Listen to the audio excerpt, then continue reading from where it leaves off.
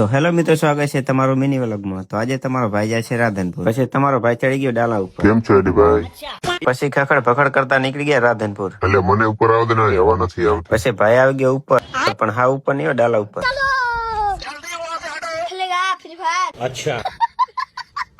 પછી તમારો ભાઈ ખખડ ભખડ કરતા પહોંચી ગયો રાધનપુર। પછી ત્યાંથી આવી ગયા સીધા CW, કેમ કે તમારા ભાઈને લેવાના હતા કપડા। પછી તમારો ભાઈ પહોંચી ગયો કનૈયા મેન સરોવર દુકાને, કેમ કે કનૈયા મેન સરોવર માં મળે છે સરસ મજાના કપડા। જો મિત્રો તમારે પણ મનગમતા કપડા લેવા તો આવી જજો કનૈયા મેન સરોવર। પછી ત્યાં મને મળી ગયા નાનપણના મિત્ર।